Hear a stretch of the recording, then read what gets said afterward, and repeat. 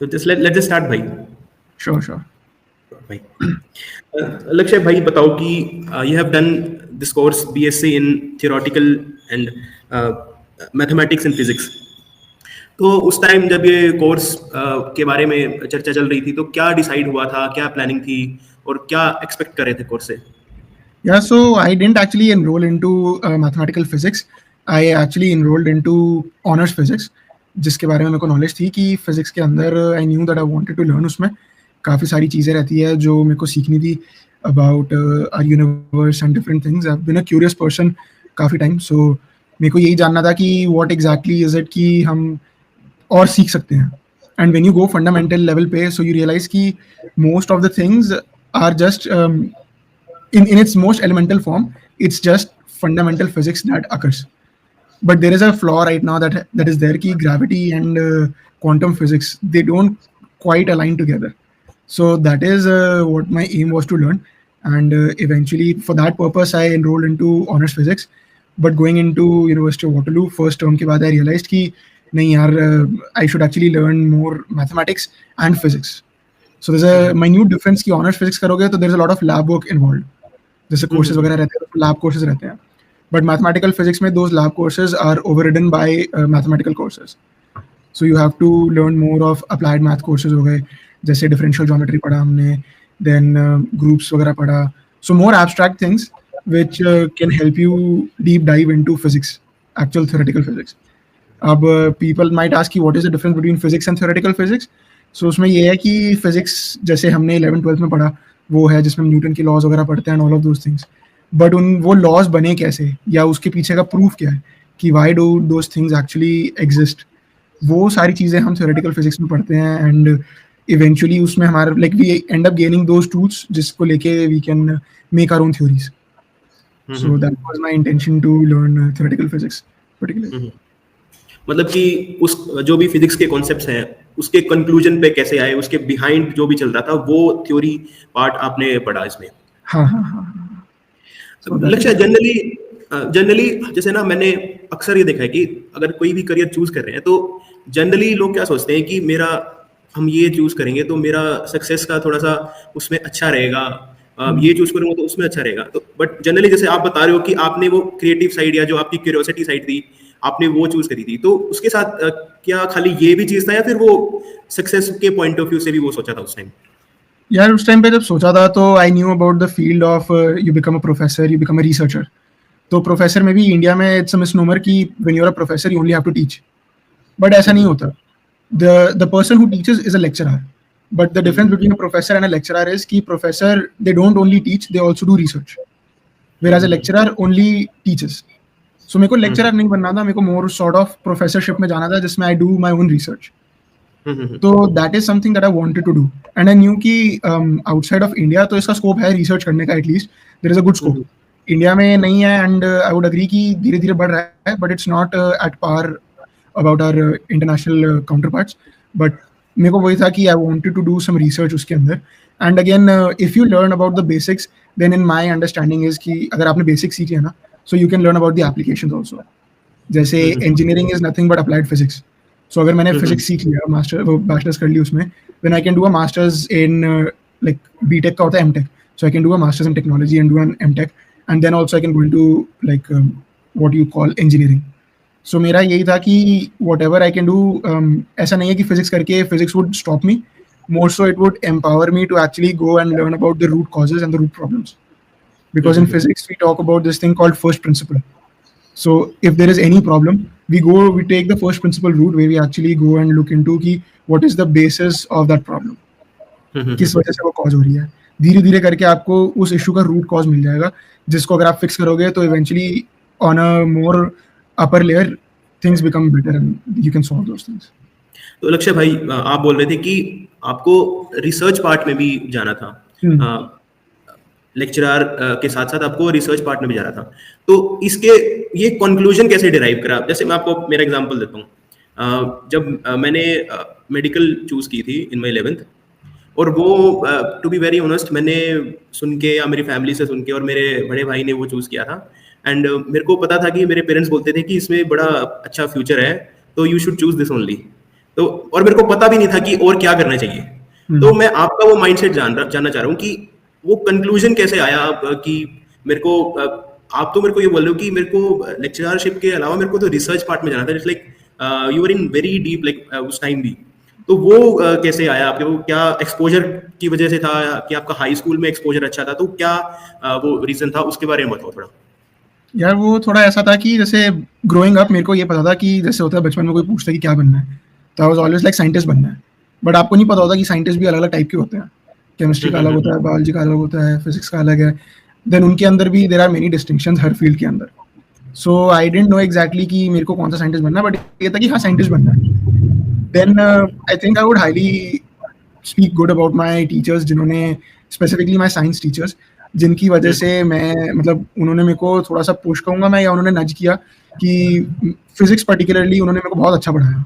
And मेरे को ये रियलाइज हुआ कि you can actually, by knowing physics, you can know how the universe works overall. So and मैंने I also used to learn a lot about like pop science वगैरह, YouTube वगैरह से हो गया and all of those things. Science channels होते हैं, physics channels होते हैं, I used to follow them like बचपन से ही. So I used to watch a lot of the videos. तो वहाँ से मेरे को कुछ इन्फॉर्मेशन मिलती थी, कुछ चीज़ों के बारे में पता चलता था जो हमें स्कूल में अभी तक पढ़ाया भी नहीं है जैसे. Then I was like ऐसा क्यों होता है? So to know all of those things, I was like अच्छा मतलब फिजिक्स मतलब एक्चुअली फिजिक्स ही है. So then I was like अच्छा मेरे को मतलब फिजिक्स में डिग्री करनी पड़ेगी. तो जैसे मैंने बताया कि मैंने पहले ऑनर्स फिजिक्स ही किया, बट वहाँ जाके मुझे पता लगा कि जो मैं करना चाहता हूँ या जो चीज़ में मेरा इंटरेस्ट है उसके लिए मुझे मैथमेटिक्स भी पढ़नी पड़ेगी. और then I switched into mathematical physics. तो वो यही था कि शुरू से बनना साइंटिस्ट था वो, क्योंकि एज अ किड क्यूरियस होते हो तो आपको पता नहीं होता यू लाइक साइंटिस्ट बनना है.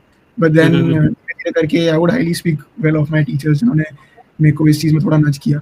एंड या I just ended up finding the field of physics, जिसके अंदर I was like okay physicist वाले उसमें जाना है मेरे को रूप में.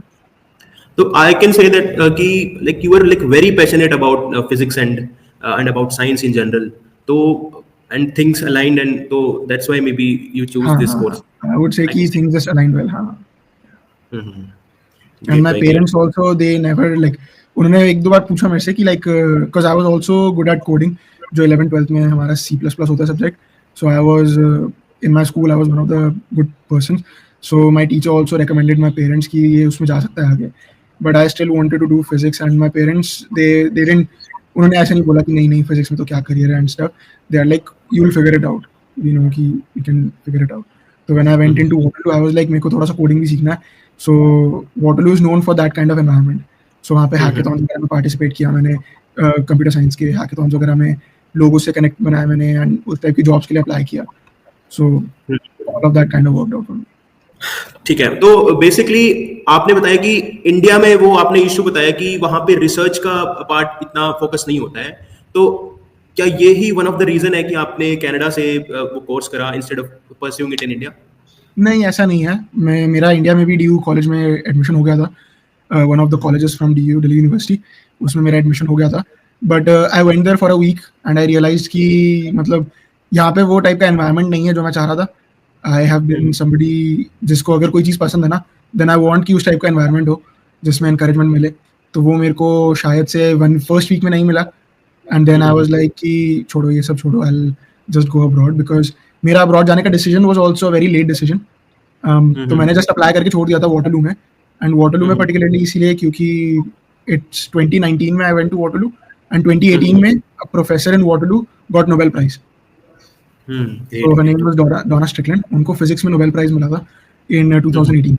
So that was also something that influenced me, and I knew people who were studying there in different disciplines though. So I was like कि नहीं यहाँ जाया जा सकता है. वहाँ पे there's a Perimeter Institute, so that also influenced me, which is one of the epitome for theoretical physics. मतलब बहुत बढ़िया लोग जो है वो वहाँ पे जाते हैं अपनी रिसर्च करने के लिए. So then I was like नहीं, मैंने Waterloo, I can do Waterloo. तो मैंने सिर्फ अप्लाई करके छोड़ दिया था. जब DU में हो गया मेरा, and I went there for a week, and I realise कि नहीं यार this is not something that I would like to pursue यहाँ पे. देन आई डिसाइडेड कि नहीं अब मैं बाहर ही जाऊँगा. सो मेरी एप्लीकेशन वगैरह सब हो रखी थी, I had filled that out before just as a backup. So Waterloo was kind of a backup, but then I ended up going to Waterloo. तो DU में फी जा चुकी थी फिर, ट्यूशन फी वगैरह? वो उसमें था कि मतलब विद इन 2 वीक्स और सो you can get your refunded. तो फीस चली गई थी एक बारी तो, लेकिन वो रिफंड आ गया था उसका वापस. रिफंड आ गया था. लक्ष्य भाई, like if we were to compare top colleges in India and pursuing this course from abroad, तो उसमें भाई क्या डिफरेंस होगा आपके अकॉर्डिंग? उसमें क्या मतलब what I want to ask कि क्या अभी इंडिया में उसका वो जो आपने जैसे कल्चर बताया था, क्या वो टॉप कॉलेजेस में भी वो चीज़ अभी नहीं है? नहीं, ऐसा नहीं है, टॉप कॉलेजेस में है वो चीज़, but it's very hard to crack those colleges. जैसे इंडियन इंस्टीट्यूट ऑफ साइंसेज है, IISc, बैंगलोर में उनका है the main one, that's one of the best. India का वो IIT से भी वो कभी कभी ऊपर रहता है, it's at par with the best IITs। तो एक वो कॉलेज है। देन लोग IIT से बैचलर्स करके भी थ्योरेटिकल फिजिक्स में जाते हैं, like people do engineering first and उसके बाद भी उनका इंटरेस्ट आता है, so they go into pursuing theoretical physics जिसमें थ्योरीज वगैरह रहती है। देन उसके अलावा अप एंड कमिंग में IISER भी है, one of the good colleges, जो पंजाब में है, मोहाली में है, पुणे में है। सो उनके भी बहुत अच्छी रिसर्च होती है। मैं जब वापस आया, so I did contact few professors from these colleges and also kind of met with a couple of them to see कि where does the interest align and if they have space to do some research. So ऐसा नहीं है कि India में नहीं होता, but I would say कि जिस लेवल पे, जिस स्केल पे बाहर होता है, जो फंडिंग बाहर मिलती है एंड जो पुश मिलता है गवर्नमेंट से भी, उस टाइप का पुश आई थिंक अभी तक नहीं है इंडिया में। एंड बट ये धीरे धीरे बढ़ रहा है। जैसे अभी रिसेंटली इंडियन गवर्नमेंट ने जो उसका किया था कि all the research papers you can look at one stop, उनकी जो लोकेशन थी, तो उस टाइप से इंडिया में भी चीज़ें बेटर हो रही हैं। But I would still say कि जो लेवल अभी बाहर का है रिसर्च का वर्सेस इंडिया का, that's different, that's a different. तो लक्ष्य, लेट्स से कि कोई ग्रेजुएट है और graduate from Indian colleges versus graduate from abroad, तो उनमें भी क्या जो इनिशियल जो सैलरी होती है, जो फ्रेशर की जो सैलरी होती है, जो भी जॉब्स होते हैं इस फील्ड में, तो उनमें भी क्या बहुत ज़्यादा डिफरेंस होता है? तो अगर आप पर्टिकुलरली फिजिक्स रिसर्च की बात कर रहे हो तो मतलब स्टाइपेंड मिलता है बेसिकली। अगर आप पहली बात तो आप बैचलर्स के बाद फिर मास्टर्स में जाओगे, मास्टर्स के बाद फिर आप PhD करोगे, पोस्ट डॉक्टरेट करोगे and then you go into professorship.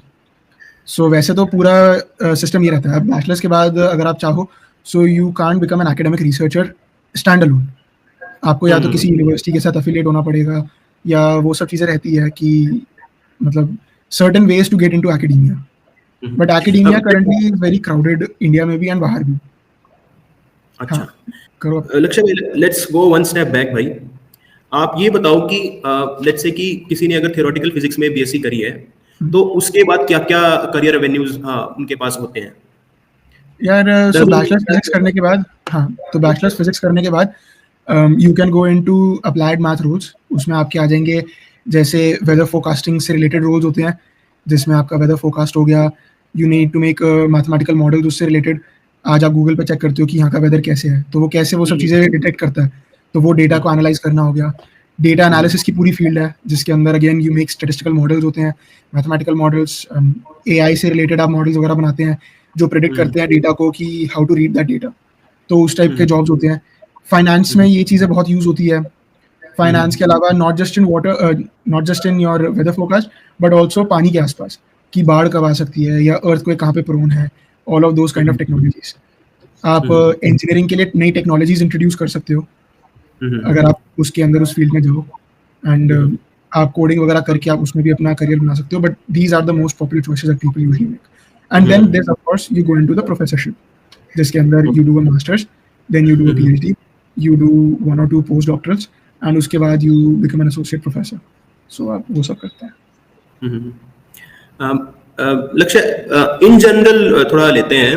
Let's say कि कोई भी फ्रेश ग्रेजुएट होता है, उसकी एक्सपेक्टेड सैलरी क्या रहती है इन टर्म्स ऑफ जितने भी आपने ये करियर अपॉर्चुनिटीज बताई, इन जनरल थोड़ा अगर एक ब्रीफ अगर हम रफ आइडिया लेके चले तो कितना रहेगा? तो जैसे अगर आप फाइनेंशियल इंडस्ट्री में बात करोगे, so if you talk in becoming a data analyst और क्वांट बोलते हैं उनको, if you become a quant in financial industry, so they earn pretty hefty. क्या बोलते हैं उन्हें? क्वांट्स। हाँ, सो उसका जैसे रहता है क्वांटिटेटिव एनालिसिस, उनको क्वांट्स बोलते हैं बेसिकली, जो आपके फाइनेंशियल पोर्टफोलियो वगैरह को बता सकते हैं, जैसे स्टॉक्स के बारे में बताते हैं। That's a different field altogether, but a lot of physics people go into that field because it's primarily heavy on math. So तो उसमें क्या रहता है फिर? मुझे एग्जैक्टली उसका नॉलेज नहीं है कि उसमें क्या रहता है पूरा, बट फ्रॉम माय अंडरस्टैंडिंग उसमें जैसे कि आप इन्वेस्टमेंट फर्म्स वगैरह जैसे जो होती हैं वो हायर करते हैं इसके लिए, जो ये चेक करना चाहते हैं कि उनके इन्वेस्टमेंट्स जो हैं वो जिन स्टॉक्स में हैं उनका क्या ग्रोथ रहेगा, क्या ग्रोथ नहीं रहेगा, एंड पोर्टफोलियो किस तरीके से मैनेज करना चाहिए, रिस्क कम कैसे करना चाहिए, all of those things. So exactly मुझे उसका नॉलेज नहीं है कि क्या होता है, but this is what I know overall. Then second, जैसे बड़ी बड़ी कंपनीज हो गई, जैसे ओपन एआई हो गई. सो हमारे वन ऑफ द प्रोफेसर्स जो थे हमारे, ही वाज इन, उन्होंने हमें अप्लाइड मैथ्स पढ़ाया था कि वन ऑफ द कोर्सेज कराया था उन्होंने हमें. So he was also hired by OpenAI as a researcher then. So AI के अंदर बहुत मतलब जितने भी रिसर्चर्स हैं, lot of them are physics people जिन्होंने पहले फिजिक्स पढ़ रखी है, but now they have switched their careers into building new models and doing research in AI. तो ये सब रहता है. So they earn pretty hefty because finance में काफ़ी ज़्यादा रहता है. देन रिसर्च में अगर आप जाओ तो उसमें तो फिर स्टाइपेंड बेसिस पे रहता है. रिसर्च में जाएंगे तो आप रिसर्च वाली चीज और जो प्रोफेसरशिप वाली चीज है वो सेम है या कुछ अलग है? वो इट्स लाइक अ सीरीज में लैडर है वो.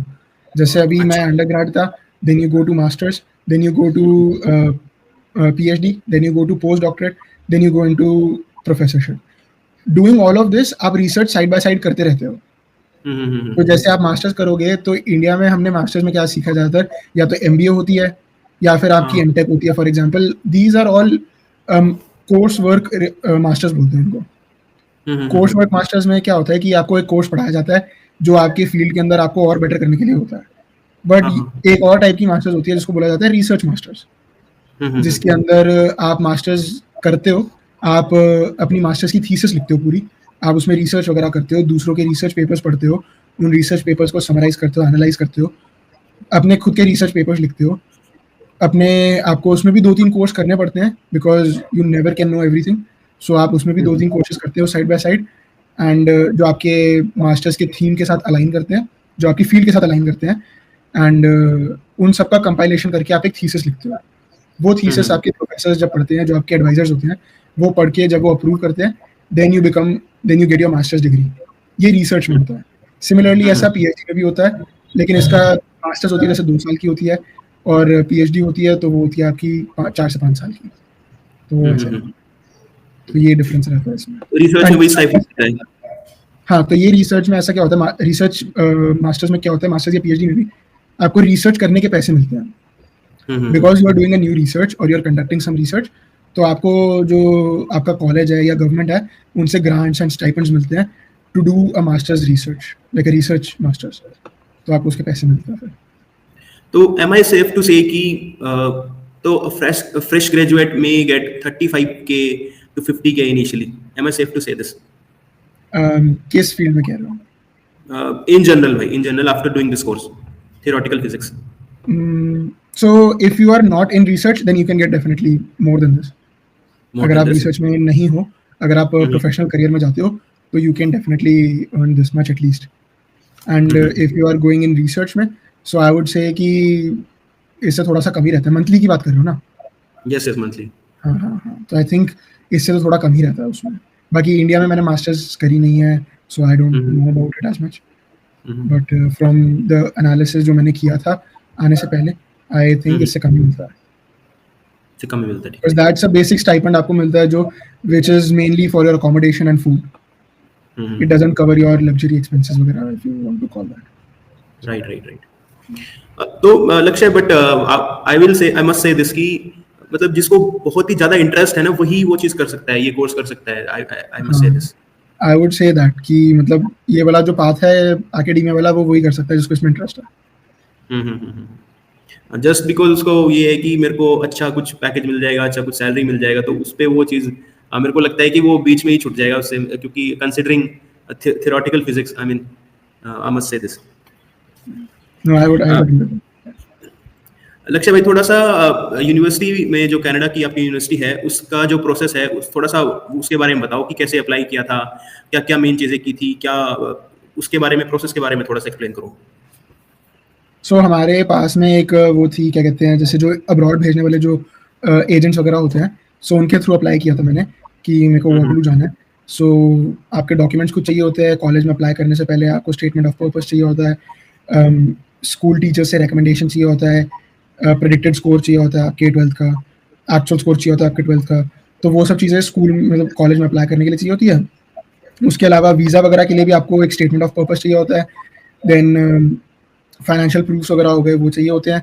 एंड या मेनली यही सब चाहिए होता है। एंड देन एक एडमिशन एंट्रेंस फी होती है कि आपने किसी कॉलेज में एप्लीकेशन किया है, अप्लाई किया है, तो आपको वो एप्लीकेशन फ़ी देनी होती है। तो वो एक एप्लीकेशन फ़ी आप देते हो, अपनी एप्लीकेशन आप स्टार्ट करते हो, फिर कॉलेज वाले अगर आपको एक्सेप्ट करते हैं सो वो आपसे कॉन्टैक्ट करते हैं, and then all of that thing goes on. उसमें कुछ आइल्स का कुछ इन्वॉल्वमेंट नहीं होता? आईएल्स का यूजुअली इन्वॉल्वमेंट होता है, बट मेरे को नहीं देना पड़ा था because there is one more way. आप कॉलेज से अगर पूछो तो कैनेडियन कॉलेजेस में ऐसा भी होता है, यूनिवर्सिटीज़ में, कि if you have studied in English for the past 12 years, so English medium school में अगर आप पढ़े हो, सो आप उसका भी एक लेटर स्कूल से ले सकते हो। उसका लेटर मिलता है एक स्कूल से, तो आप अगर वो लेटर स्कूल से बनवा लेते हो, सो आपके आईएल्स एग्जेम्प्ट कर देते हैं वो लोग कि आपको आईएल्स की ज़रूरत नहीं है एडमिशन के लिए। So I got that exception and I didn't have to give IELTS इसलिए। मेरे फ्रेंड्स वगैरह जो थे वहाँ पे एंड जिनको मैं जानता हूँ जो और भी रहते हैं Canada, they had to give IELTS, उनको देना पड़ा। हाँ, because not a lot of people know about this. तो लक्ष्य, जो एजेंट्स होते हैं उनके थ्रू या उनको चूज करने में भी कुछ इशू आया था एजेंट्स को कि कोई राइट एजेंट के थ्रू ही हर कोई चाहेगा कि to apply through right agent only? हाँ, ये एजेंट्स वाला काम थोड़ा सा खराब मेरे ख्याल अब ज़्यादा हो गया है, पर जब मैंने अप्लाई किया था तब इतना खराब नहीं था। तब तो मेन तो बस ये था कि वीज़ा लग जाए, क्योंकि वीज़ा लगने में दिक्कत आता है। कॉलेज की एप्लीकेशन में बहुत ज़्यादा फर्क नहीं आता, बट मेन फर्क आता है कि वीज़ा एप्लीकेशन में, कि वीज़ा रिजेक्ट ना हो जाए आपका, आपने कोई डॉक्यूमेंट। वीजा में भी कोई ज्यादा इशू होता नहीं है कुछ, मतलब प्रोसेस आसान होता है? वैसे पूरा प्रोसेस आसान होता है, एज सच कोई process is not too difficult. Checklist रहती है कि क्या क्या चीज़ें करनी है, क्या क्या डॉक्यूमेंट्स देने हैं, कॉलेज वाले बताते हैं क्या क्या डॉक्यूमेंट्स देने हैं। उनके पोर्टल वगैरह होते हैं जिनके थ्रू आप अप्लाई करते हो, ईमेल्स आपको आती है रेगुलरली, आपको वो चेक करनी रहती है। ऐसा कोई प्रॉब्लम नहीं है। तो लक्ष्य, फिर ये बताओ कि while you were in college, तो उस टाइम क्या चल रहा था माइंड में, क्या करियर की तरफ सोच रहे थे आप? आई नो कि you made a switch in software and AI and other things, तो वो कैसे इंटरेस्ट कैसे जनरेट हुआ, वो कैसे उस पे आप कंक्लूजन पे आए, उसके बारे में थोड़ा बताओ। तो मैंने जैसे when I was there and initial से ही मेरे को था कि I want to also do web app development, जिसमें आप वेबसाइट वगैरह बनाते हो एंड लाइक एप्लीकेशन वगैरह बनाते हो, फेसबुक टाइप्स। तो उस टाइप में मेरा इंटरेस्ट था, मेरा मन था। But going there I realise कि नहीं, मेरे को भी फिजिक्स ही पढ़ना चाहिए, एंड ये सब चीज़ें तो मैं on the go I can learn this. तो मैंने फिजिक्स पे ही अपना फोकस किया, मैंने उसी में रिसर्च किया। बट ऑन द साइड मैंने जैसे वहाँ पे वाटरलू में क्या है कि वहाँ पे कोऑप प्रोग्राम होता है। कोऑप प्रोग्राम बेसिकली मीन्स कि 4 मंथ्स आप पढ़ाई करते हो, जो आपका एक टर्म होता है, you study for a term, then for 4 months you have a job, then for 4 months you study and then for 4 months you have a job. You have to do a job. हाँ, like internship. Like internship. मतलब आप you can opt for that education plan. मैंने उसके लिए opt किया था because I was like कि अगर हम जा रहे हैं तो हम वहाँ से कुछ सीख के आए तो ज़्यादा बेटर है, जिसमें हम academically and professionally भी थोड़ा प्रिपेयर हो सके। तो मैंने प्रोफेशनली प्रिपेयर होने के लिए उस चीज़ के बारे में वहाँ पे आई स्टार्टेड लर्निंग एंड या तो उसमें रेज्यूमे हमने बनाया वहाँ पे अपने, मतलब अलग अलग तरीके से। फर्स्ट ईयर में जैसे हमारी फर्स्ट ईयर के बाद हमारी जॉब का साइकिल था, सो आई गॉट अ जॉब। उसके बाद then I wanted to get jobs in web app development only, तो मैंने डेवलपर वगैरह के लिए अप्लाई किया। देन फर्स्ट टाइम मेरा सॉफ्टवेयर डेवलपर की जॉब थी। देन उसके बाद आई वाज अ टीए, जिसका मतलब है teaching assistant. I like to teach also sometimes, तो उसके लिए मैंने अप्लाई किया था। एंड देन उसके बाद से I had one more role as a web developer, and the next 3 roles that I had were in data science. Different project उसमें थे डेटा साइंस के जो हमने कवर किए थे। So that was really a turning point for me when I realised कि नहीं, मतलब I actually want to learn more into machine learning and AI.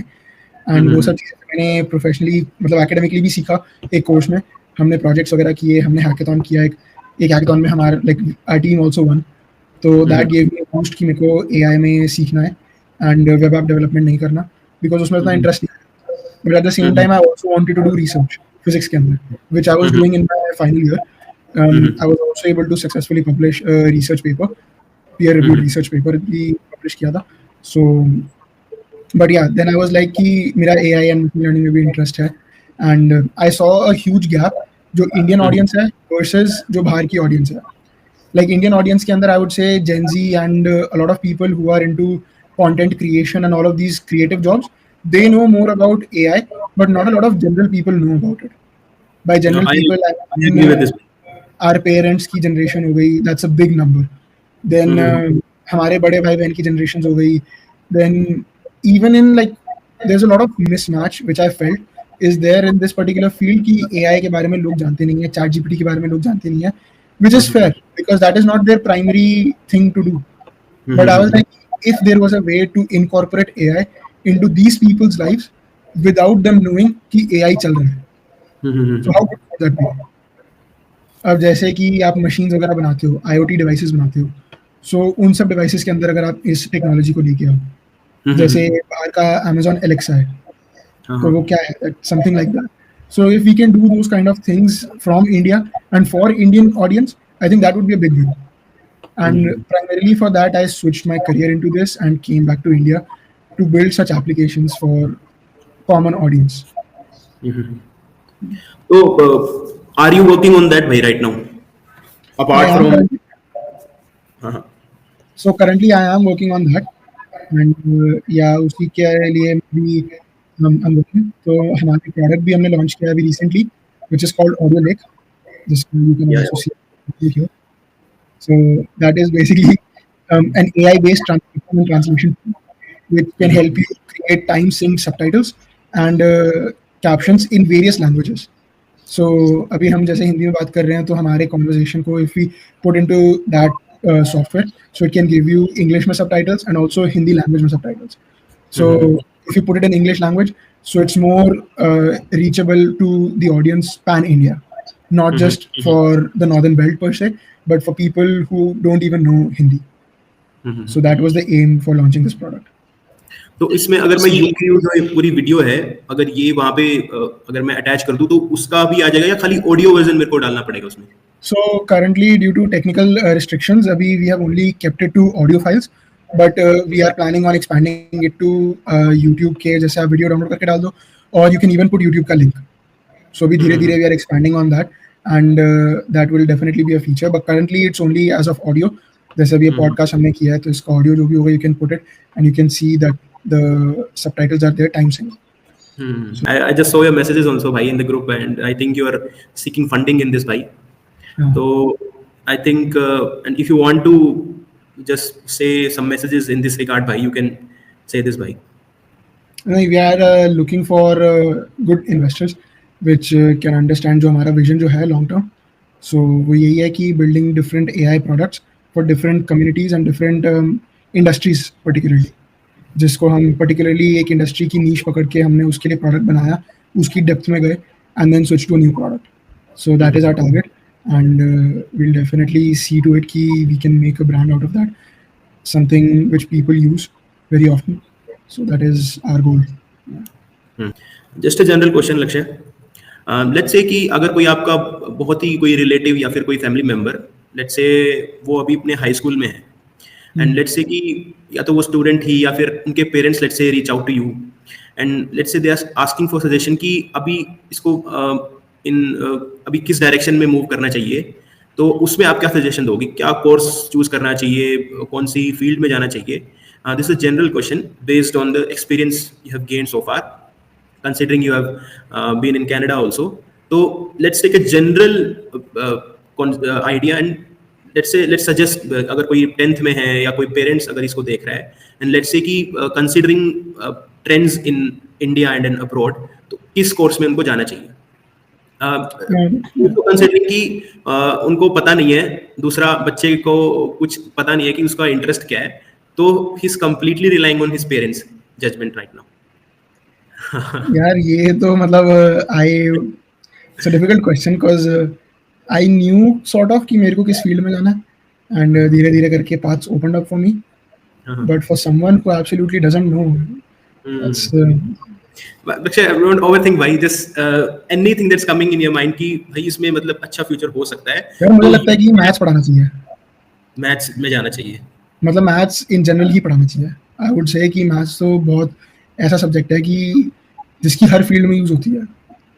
लोग जो भी बोलते हैं ना कि हमारे को इस चीज़ का क्या यूज़ है, उस चीज़ का क्या यूज़ है, बट बिलीव मी मैथ्स का use if you actually learn about it, हमारे स्कूल में क्या होता है ना कि पढ़ाते नहीं अच्छे से। जो भी कोई पढ़ाता है ना हमें मैथ्स तो बहुत अच्छे से नहीं पढ़ाते हैं, वो इंटरेस्ट नहीं डेवलप करा पाते हैं। तो मेरे साथ तो that's the thing I am telling you कि I was fortunate enough that I had good teachers in maths and physics both, जिन्होंने अच्छे से मेरे को पढ़ाया and had my interests captured. तो मैंने I went into the field, but I think कि मैथ्स पढ़ाना बहुत ज़रूरी है because it doesn't only teach you कि मैथ्स के concepts and stuff, but it also teaches you logical reasoning, problem solving, complex problems को कैसे आप chunks में break करके आप उसको solve कर सकते हो, and even the basic skills I feel what it teaches you to appreciate the nature altogether. Because अगर आप मैथ्स को देखोगे so it's everywhere, it's present everywhere in nature. आपका golden ratio है, distances है, you see how coincidental it is कि lunar eclipse जब होता है एंड जब सोलर एक्लिप्स होता है तो दोनों ऑब्जेक्ट्स एक दूसरे को परफेक्टली ओवरशैडो कर लेते हैं। हाउ कोइंसिडेंटल दैट इज कि इतने डिस्टेंस पे हैं वो लोग, वो ये दो ऑब्जेक्ट्स कि ये दोनों एक दूसरे को परफेक्टली अलाइन कर लेते हैं। You can't appreciate these kind of things until and unless you learn about these things in science and maths. So I feel maths का पढ़ाना बहुत जरूरी है एंड अच्छे से पढ़ाना बहुत जरूरी है। So you are saying one can pursue any course which will explain you mathematics in detail, so you can pursue that is one of the option you are saying. मैं कह रहा हूँ कि 11th 12th में ही I would say कि maths पढ़ाना चाहिए, अच्छा होना चाहिए एंड आई वुड से कि अच्छे टीचर्स होने चाहिए जो उसको बहुत अच्छे से समझाएं, जो सिर्फ उसको इसलिए ना पढ़ाए क्योंकि इट्स क्योंकि रट्टा लगवाना है या क्योंकि स्कूल ने बोला है, बट इसलिए पढ़ाए क्योंकि उनको बस इसलिए पढ़ाए क्योंकि उनको इंटरेस्ट है। तो एक वो, and second I would say कि फील्ड कौन सा चूज करे, अगर नहीं आ रहा ना समझ में तो 1 साल का गैप लेने में भी कोई प्रॉब्लम नहीं है। आजकल तो मैंने ये ट्रेंड बहुत देखा है जिसके अंदर लोग 1 साल का गैप लेते हैं एंड उसके बाद जो वो करियर चूज करते हैं they are quite happy with it and they succeed in it. So या तो आप एक गैप ले लो एंड जो आपको पसंद है उस गैप में आप वो करो। अगर आपको ट्रैवल करना पसंद है तो आप वो करो, अगर आपको पढ़ाई के अंदर नहीं पसंद है लेकिन अगर आपको कंटेंट बनाना पसंद है तो आप वो करो, यूट्यूब पसंद है तो आप वो करो। टाइम वेस्ट मत करो बस, लेकिन जो आपको पसंद है उस फील्ड से रिलेटेड कुछ करो। और अगर किसी बच्चे को कुछ भी समझ नहीं आ रहा है कि क्या करना है, बिल्कुल नहीं समझ आ रहा है कि क्या करना है, तो जो उसके पेरेंट्स बोल रहे हैं वो कर लो, क्योंकि उसमें भी कोई बुराई नहीं है। मतलब no knowledge is wasted, knowledge is never wasted. मैं बोल रहा था कि लेट्स से कि अगर कोई किसी को एक स्टेज पे पहुंचना है जहां पे वो 50K से लेके 70K तक अर्न कर रहे हैं, तो उस स्टेज पे पहुंचने के लिए थियोरेटिकल फिजिक्स में कितना टाइम लगता है कि उस स्टेज पे पहुंचने के लिए? Do you in general tell me. So I think कि इसमें जो क्वेश्चन है ना, let me answer this in a different way. So theoretical physics is not a professional degree. जैसे आपका बीटेक है वो एक प्रोफेशनल डिग्री है कि आपने बीटेक करी है, सो यू आर, अगर आपने एरोनॉटिक्स में करी है so you become N aeronautics engineer, आपने कंप्यूटर साइंस में करी है so you become a software engineer, अगर आपने उसमें करी है मैकेट्रॉनिक्स में करी है so you know more about electronics and robotics kind of things, अगर आपने मैकेनिकल में करी है तो आप प्रोडक्ट बिल्डिंग में जा सकते हो, सिविल करी है तो आप सिविल में जा सकते हो।